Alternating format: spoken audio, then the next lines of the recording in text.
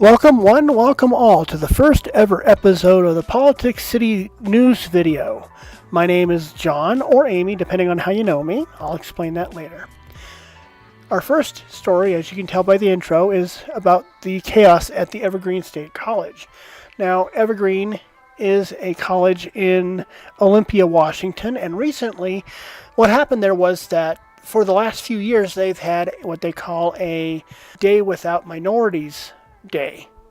And the minorities would go off campus and they would engage in various seminars and studies and stuff like that about subjects relating to minorities. Well, this year they decided to basically demand all of the white people on campus, students, faculty members, and everybody else who is a white person to leave campus and attend sensitivity training.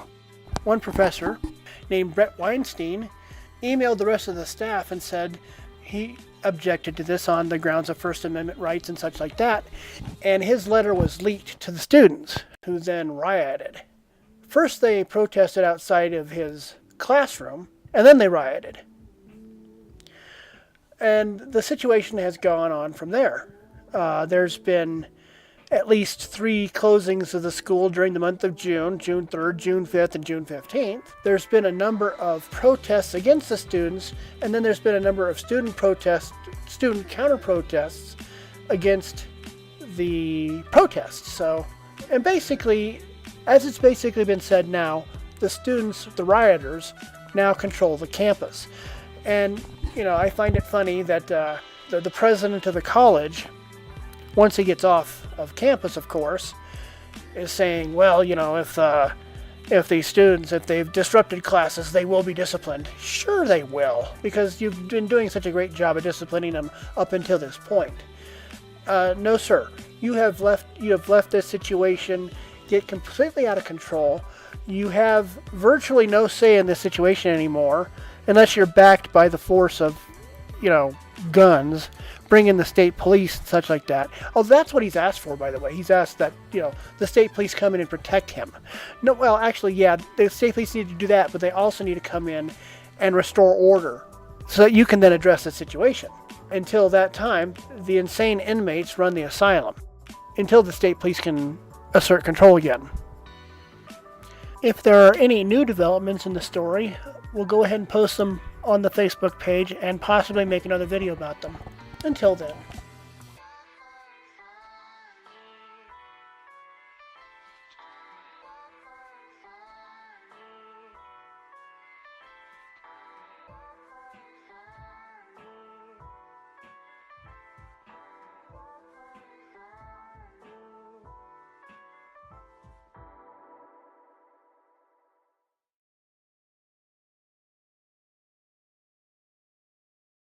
Come on.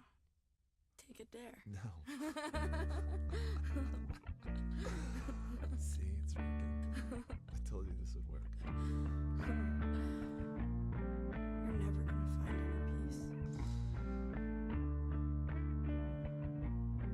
Like a haunted house in daylight. Come on. Everyone is so self-righteous.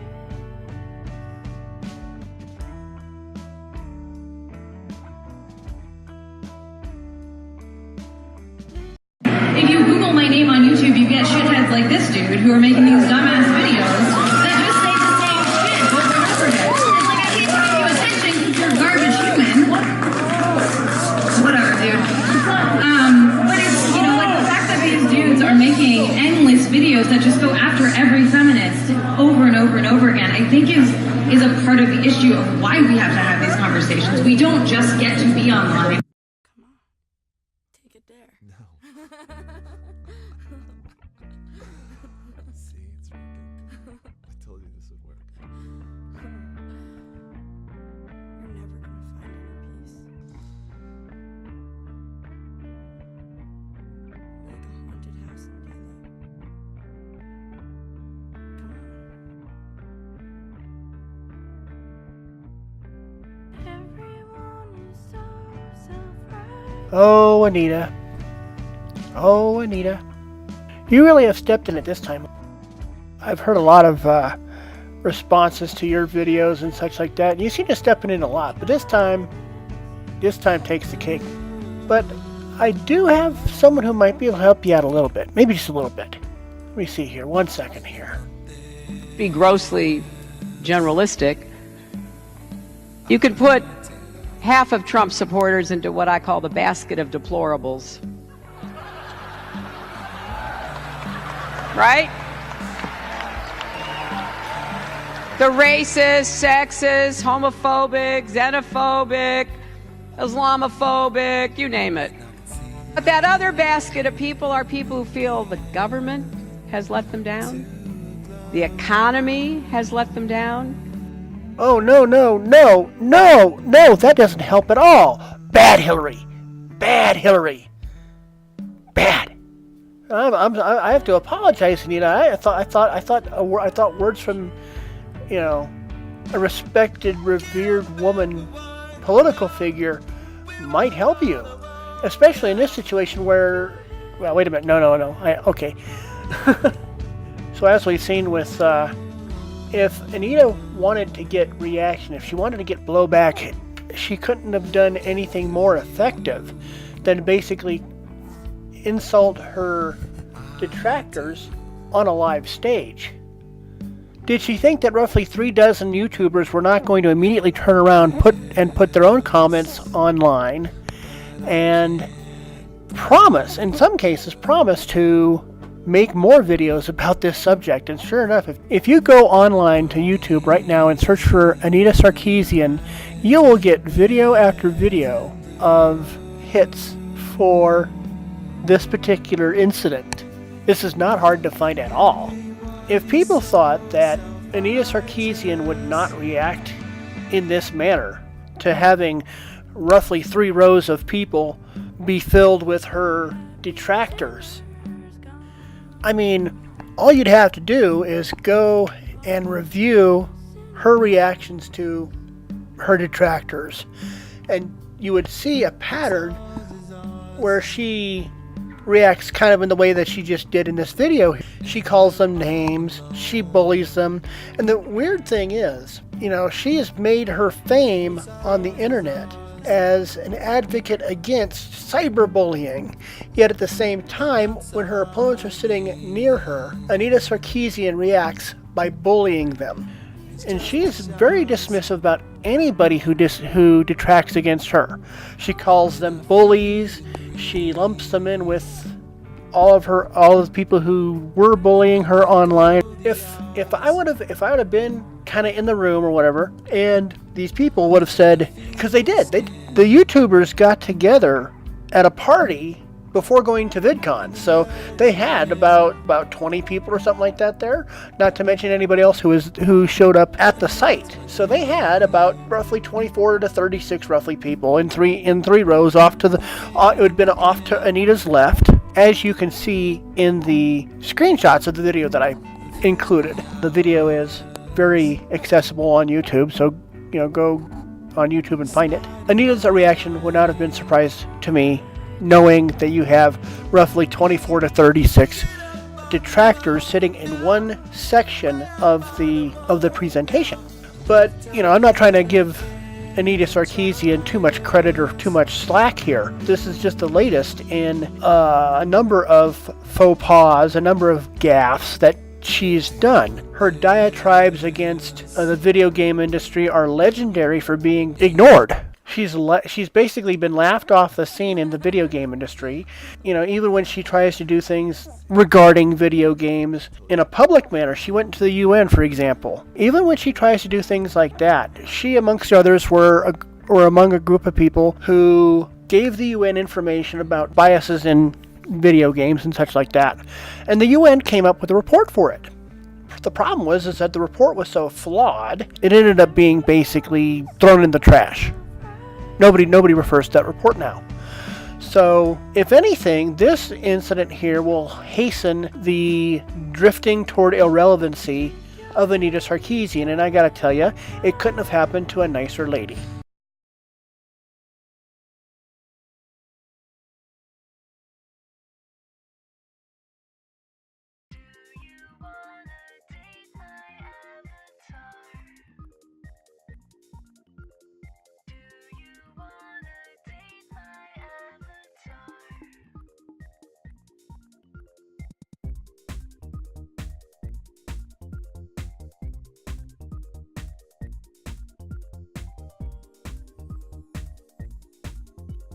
Okay, so anyway, I was describing my politics, or I wanted to describe some of my politics because, as I said before, they're not what you would expect from a trans woman.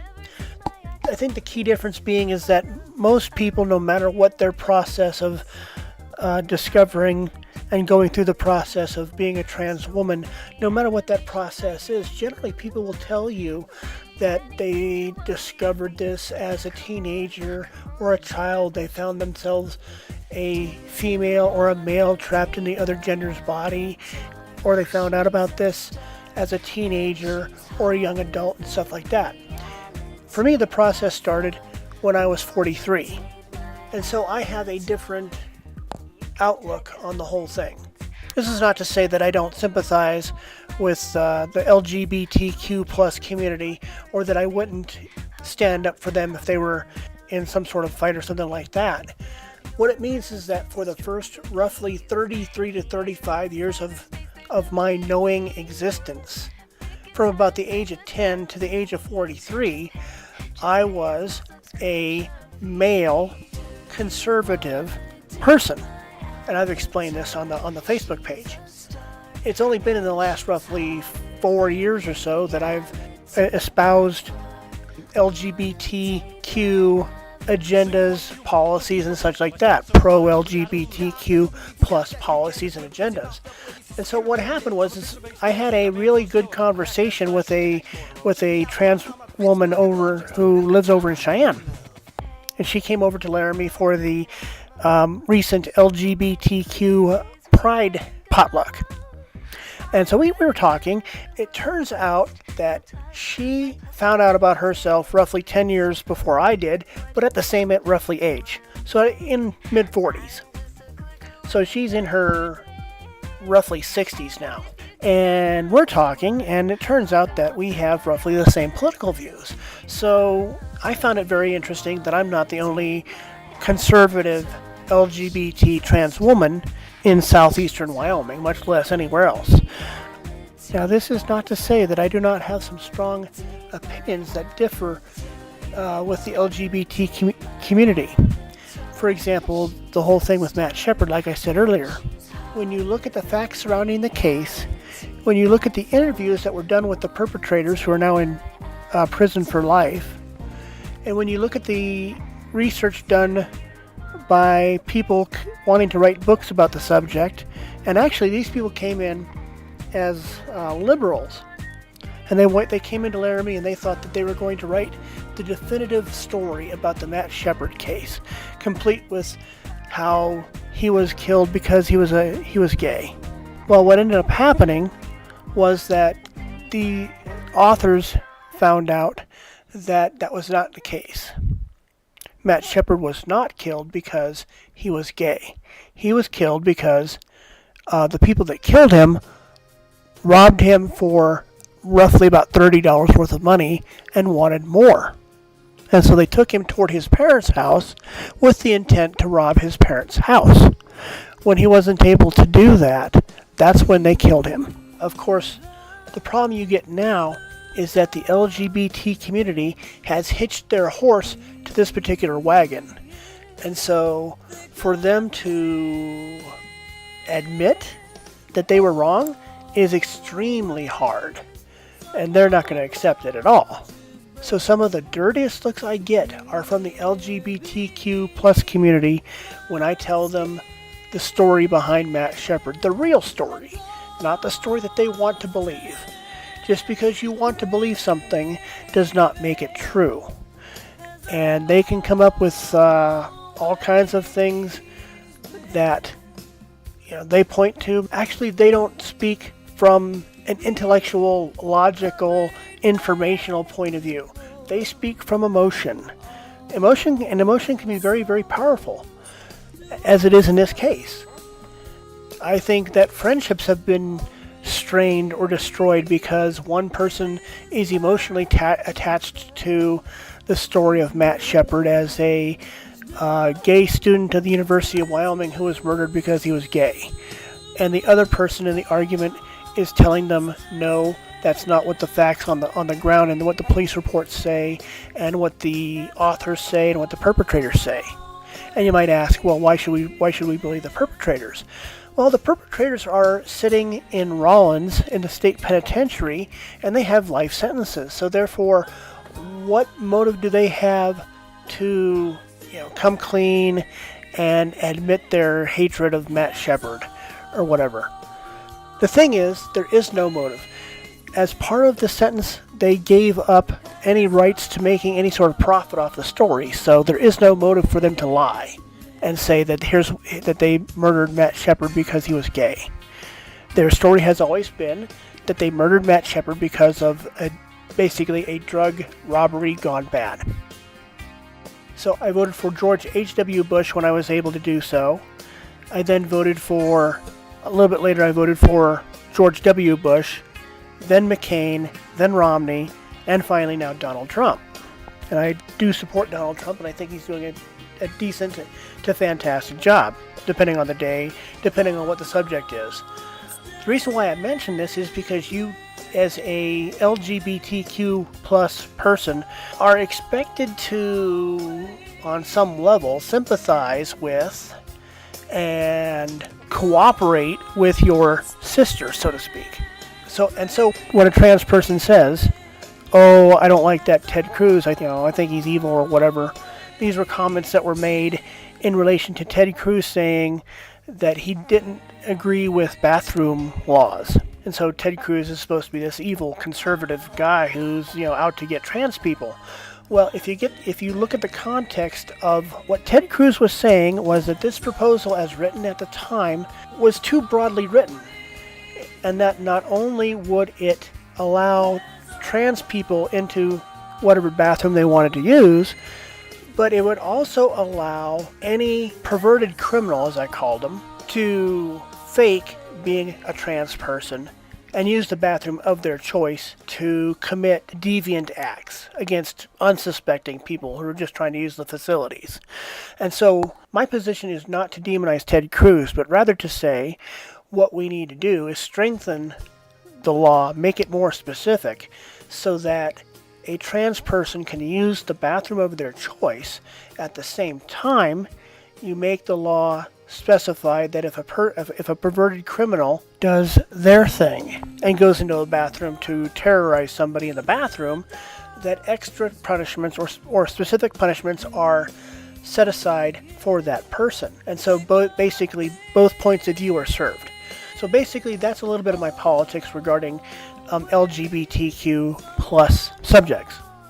If you'd like to get a hold of me about these issues, please feel free to email me or message me on Facebook or something like that. And thank you for listening, by the way.